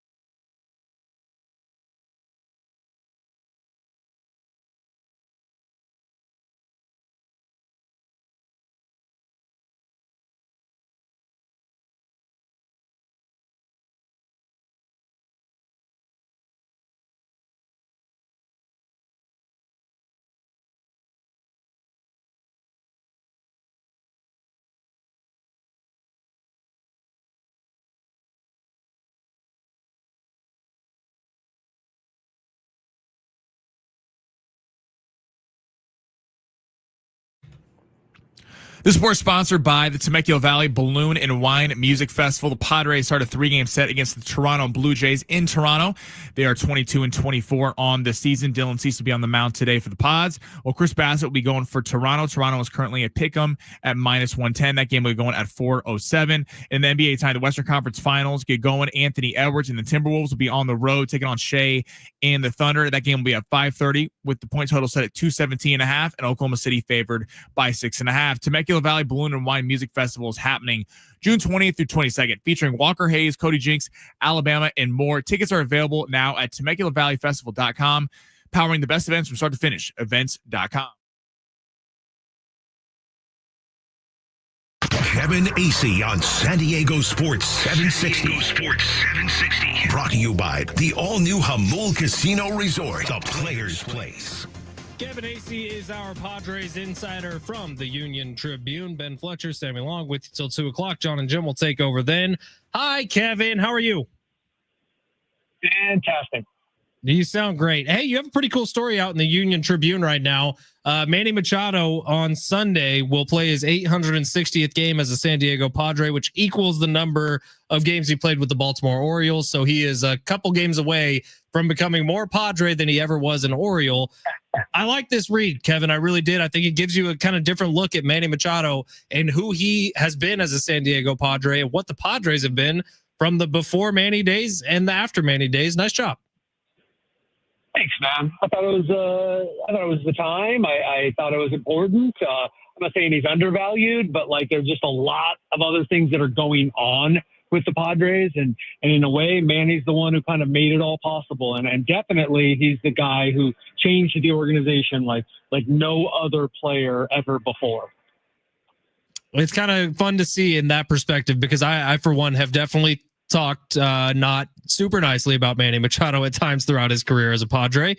But when you put it in perspective like that, understanding what they've done since he's signed the deal and since he re-signed the new deal with the San Diego Padres, it has been mostly positive with the San Diego Padres. So, Kev, this past weekend, and now we get to talk about Manny Machado again. Manny Machado, Jackson Merrill get one hit between the two of them. It feels like that is just a recipe for disaster, especially with this team, this way it's constituted.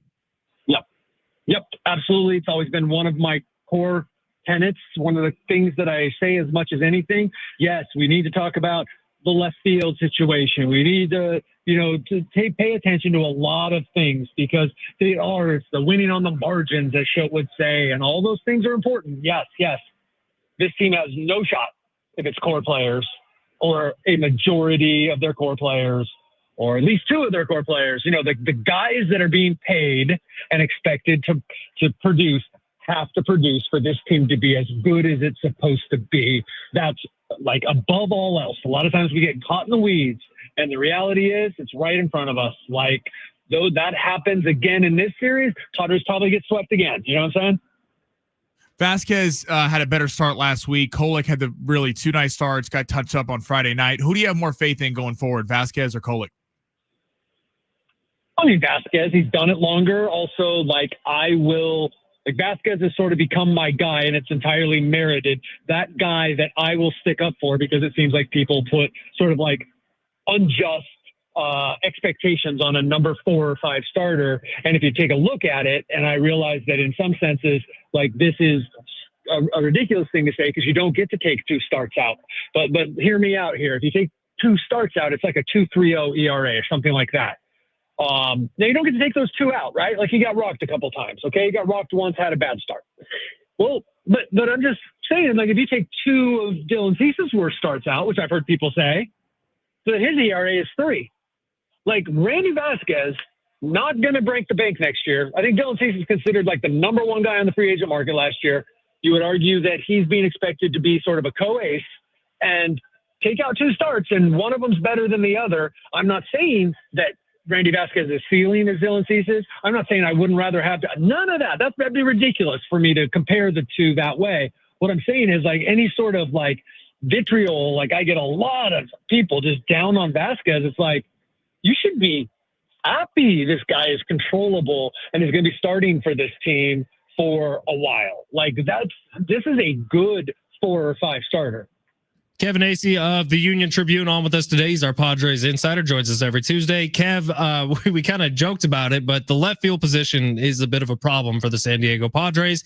What do you think the solution is there? Is that bringing someone in before the trade deadline? Like almost how last year you brought in a Rise pretty early on in the season. I think that time has already come and gone, but do you think that that's happening as a priority for the Padres, or are they going to wait for the trade deadline? Yeah, I mean, that was only 15 days ago. But you know what I mean? This would still be extremely early. I do think the fix is outside. It depends on who you talk to in the organization about any sort of urgency for that. You know, obviously, some people might be misdirecting, saying that there's not urgency for that, right? Like wanting to show faith in Jason Hayward or whoever else they have. But yeah, I don't think that anyone could look at this and go that this is sustainable. Like, you know, the core still, you know, what we talked about, right? Like but you also can't have too many other holes, like black holes in the lineup. And since the last day of April, like Jason Hayward, when he's in there, has been a hole in the lineup. So you can't do that over the course of the season if you want to be as good as the Padres think they can be. I think they can be a playoff team with Jason Hayward. Is that all they want to be? Is like the number 3 wild card? Like, is that what they want to be? I mean, I think that and have to really battle to get in. And I just don't, I think that they think they're better than that. And I think there can be better than that.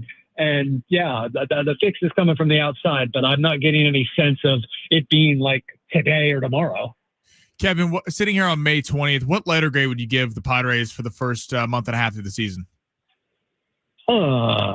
Well, I'm going to try to take recency bias out because that would drag the rate grade down, right? When I say recency bias, it's really half the season, or almost or more than that, I think, really, actually, because they are under 500 since I think it's April 18th. I started out one road trip that wasn't good, the 2-4 road trip, Houston and Detroit. But I can also then look and say about all the players, the core players that were missing for most of that. But you got to look at the bullpen recently. And left field, you got to look at Tatis. It's hard to, you know, be down on Tatis, the 9-something OPS, but he's batting 222 in the last 15 games or whatever. Manny doesn't have any home runs. I mean, he has 3, but like that's basically he doesn't have any home runs. So yeah, B. I mean, it's hard. I haven't looked recently. Do they still have like the 5th best record in Major League Baseball? That's a little rough, right? Like to give them a B for that, but. I think there does have to be a little bit of recency bias when you're talking about a team because you take a season in chunks and you say, how are they playing right now? Now, you could talk to me at the end of this trip and they go 4-2 against always tough Blue Jays, against a Braves team looking more like the Braves. And I might say, you know, that's an A- or something like that. So that's the funny thing about baseball. Play every day and things change quickly. I think you could go higher than a B right now. A B feels about right because of the 14-3 start. Like the expectations were lifted immediately, and that's probably not fair. Like, of course, they were going to go 14-3 pace all season long, but since then it's been a little more like a 500 baseball team. So I think that's where the B comes in. Yep. I think that's absolutely fair. Kev, you are in Toronto. We all know Drake raps about Toronto a lot, but what does Kevin Acey nightlife in Toronto look like when you're away from the ballpark? About the same as it does everywhere else. Damn it, Kevin! I thought this was going to be cool.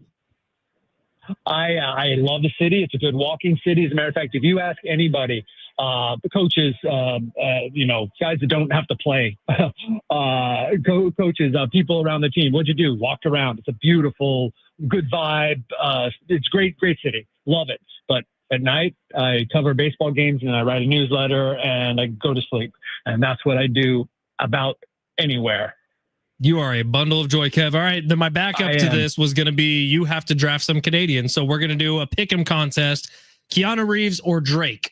Ooh. Keanu Reeves. Celine Dion or Ryan Gosling? Oh, man, that was a little tougher than I thought. I mean, she's a goddess. I mean, that's hard, man. Yeah, definitely Celine Dion. Seth Rogen or Jim Carrey? Seth Rogen. Justin Bieber, Pamela Anderson? You can say it, Kevin. Cultural impact, it's got to be Pamela Anderson. No, this is a personal Kevin Acey choice. No, I don't have one then. Honestly, I can give We know his answer. It's okay. Me. You have asked me these kinds of questions before. You know that I am an old man who really doesn't give a crap about anything except my grandkids and my wife and baseball. I could care less. But if you want me to assess it, yeah, she seems like a delightful young lady. She really does. Ryan Reynolds or Michael She's J. not young Fox? anymore. I think she's my age. Ryan Reynolds or Michael J. Fox?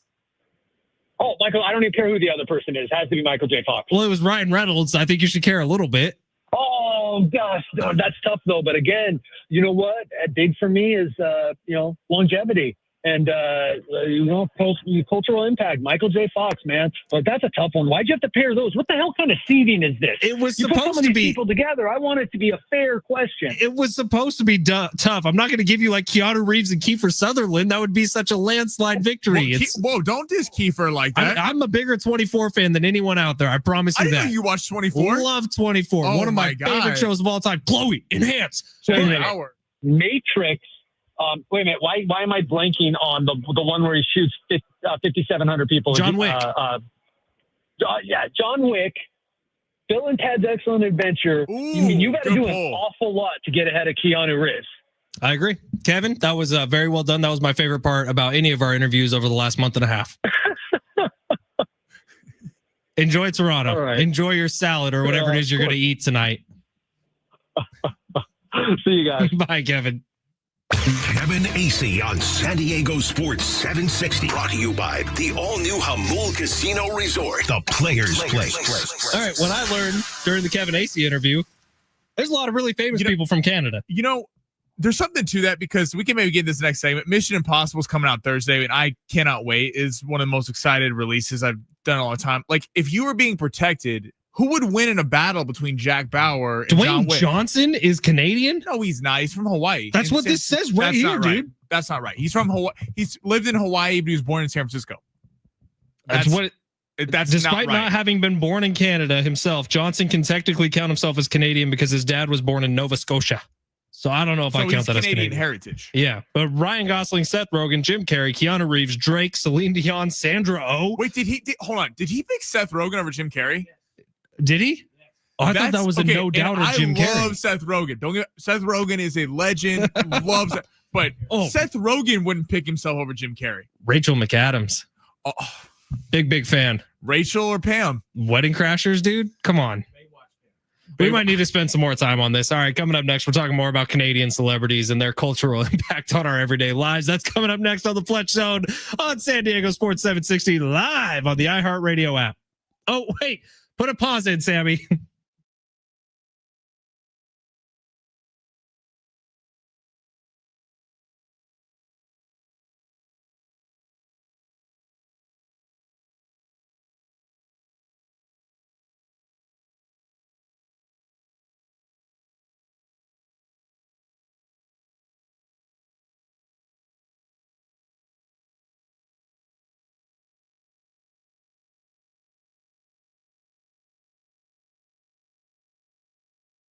I got distracted. I'm sorry. Hey, it's Fletch again. We got a pair of tickets to give away to go see Simple Minds with Soft Sell and Modern English Saturday, May 24th at North Island Credit Union Amphitheater. Tickets and info at Ticketmaster.com. Caller number 7 right now, 877-767-4760. You are going to the show. Simple Minds, don't you forget about me. That's what happens when I bring up Rachel McAdams, man. I lose all focus on anything else that's important. We'll be right back.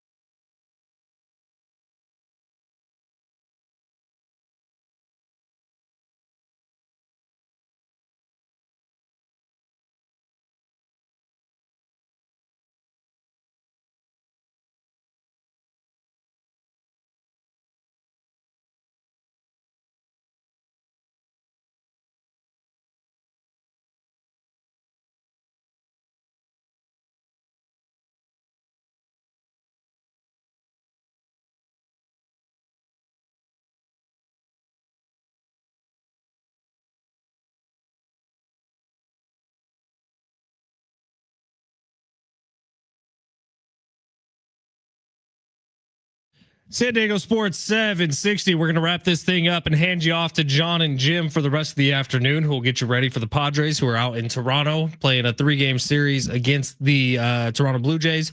But Kevin Acey, I thought was really good today. Had a lot of insight on some of the Canadian celebrities. I did ask ChatGPT to rank the top 10 Canadian celebrities by global fame and talent. And this is because the Padres are in Canada. Drake was number 1. Congratulations, Sammy. Ryan Reynolds 2, Justin Bieber 3, Celine Dion 4, Keanu Reeves 5, Shania Twain 6, The Weeknd 7, Jim Carrey 8. Disrespectful. Michael Bublé 9. No. Pamela Anderson 10. Jim Carrey is being very disrespectful. It's based on global fame and talent. Pam would be higher. Based on what? It was the 90s. if it was the 70s, it'd be Rush. The band I just played would be up there. One of the great bands coming out of Canada. Tom Sawyer. Slap in the bish. Yeah, I think Jim Carrey's being a little disrespected there. I'm surprised Seth Rogen's not on that top 10. Seth Rogen deserves some love. And yeah, where's Kiefer at? Kiefer's a legend. Dude, Kiefer 24 is one of my favorite shows ever. I didn't know you. I watch every season. I switched the phone in the KGB studio to ring with the 24 ringtone. Get out of here. Doo-doo-doo. Can we do that in here? I'm sure you can. It'll really piss Brent off, but it'll be great. Doo-doo-doo-doo. Chloe. So who would you take? I was having this debate with someone yesterday. Who would you take if you had to stay alive for 24 hours? John Wick, Jack Bauer, Ethan Hunt, or Jason Bourne? Oh, you just named 4 of my favorite people. Are we forgetting any action heroes? Who are we? Are we forgetting anybody? Are we leaving out people with supernatural abilities? No. It's like so these are real life people. Real life things that could not like obviously you take like John McClane could be one, but I feel like he would definitely probably be. John McClane's reckless, man. Yeah, John McClane needs to look out for himself. Yeah, he's got to worry about having shoes on, you idiot. When there's broken glass all over the place, it'd be tough not to pick John Wick. Yeah, but like John Wick, if I was going to infiltrate something, if I was pulling a mission, I'd want Ethan Hunt.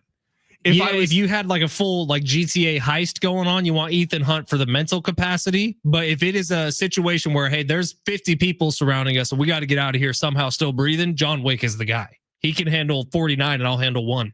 I think though, I might die. If I'm surviving, Jason Bourne, like if you're out in nature a little bit, maybe. Yeah, like if we don't exactly Rambo, that's another one. If we don't have like the tools that we need.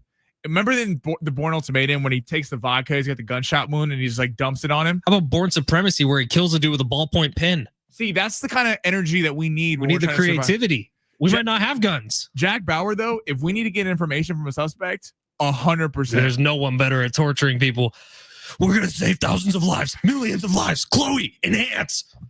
God, that show was good. The way you yell at Chloe was the greatest. And Chloe nailed that part. She's like a comedian. She's on tour as a comedy person, and she played the perfect. Dude, we need to get Kiefer Sutherland on the show. How about when he was like addicted to heroin because he had to infiltrate that gang? Dude, and he's like Kiefer Sutherland, a little too good at playing that part, my guy. He's a little too good at playing the druggy part. Just saying. Dude, he's like jacking people up, and he's like fiending for heroin, but he's still like shooting people. Oh, what a class! That was on Fox, dude. Primetime Fox was doing 24 stuff. I'm going Thursday night to Mission Impossible. I'm so excited. I might have to join you. I can't wait for that movie. We got a bunch of texts.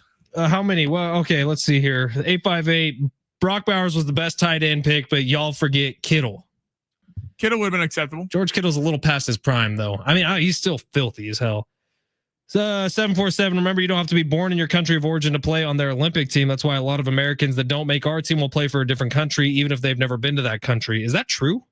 You don't have to be born somewhere to be an Olympic athlete? First off, that is something that bothers me is sometimes we'll see like in the Olympics, there'll be like a runner and they're like, oh, I live in Los Angeles, California, but I'm competing for England because my mom lived in England for 3 years. Like, that's ridiculous to me. Like, you're not English. The latest fun Olympic news I saw outside of the NFL players being allowed to play in the flag football thing is the Paraguayan swimmer who got kicked out of Olympic Village because she was being too overly friendly with some of the other Olympians. Yeah. Her ban has been lifted, kicked out. Well, so she's back. She's gonna have a lot of fun in Los Angeles. She back. 619 trade cease and a farm piece plus cash to the Diamondbacks for Josh Naylor, Corbin Burns, Gabriel Moreno, and move Sheets to left field to make a rise our DH. Okay, I like a lot of this. I don't love trading Cease first and foremost. I also don't love moving Gavin Sheets to left field. Did you guys see him play left field the other day? He's terrible at it. Well, also, okay, I like where your head's at playing GM, but Corbin Burns is not going to be traded. They just signed him to a massive contract, so unfortunately, the Diamondbacks will not. I like Josh Naylor a lot. Like I think the Padres would be winning every part of that if they got Burns. I think they trade Burns for Cease right now, and you got Naylor. I mean, that would be. This 619 is just all caps now. Bring back Josh Naylor. Yeah, Josh. Hey, I do like Josh Naylor a lot. 619. If AJ Preller is listening, lock in. All right, before we get out of here, Sammy, your favorite Canadian of all time. We need it. Damn it! Why do you spring this on me? We've been talking about it for like 10 minutes. I think we got to go Jim Carrey. I think solid in living color. I mean, it started it all. Truman Show. Bruce Almighty. If Jim Carrey was not alive, The Mask, a weird ass movie. The amount of Ace Ventura, the amount of celebrities, comedians that were inspired by Jim Carrey, we want to give it up to the legend, Jim Carrey himself. What about you, Fletch? Jim Carrey seems like he's kind of lost his mind over the last couple of years, though. Oh, no. No. There will be no Jim Carrey slander on this show at all whatsoever. Justin Bieber's, duh. Oh, I'm kidding. No, I don't think give he's me kidding. Ryan Reynolds or Rachel McAdams. God, I love them both. I forgot about Reynolds. Damn. All right, well, big fan of Ryan Reynolds, man. Maybe a celeb will be there tonight. Watch the Padres kick some ass. Maybe. Emma Stone seems to just kind of be following the Padres. She's been at a few different stops this year for them. Yeah, she was in New York. Mm-hmm. Yeah. All right. Well, we're done. John and Jim are coming up next. Good luck having this conversation with them. You're listening to San Diego Sports 760. If you missed anything, it'll be on the podcast. We'll see you tomorrow.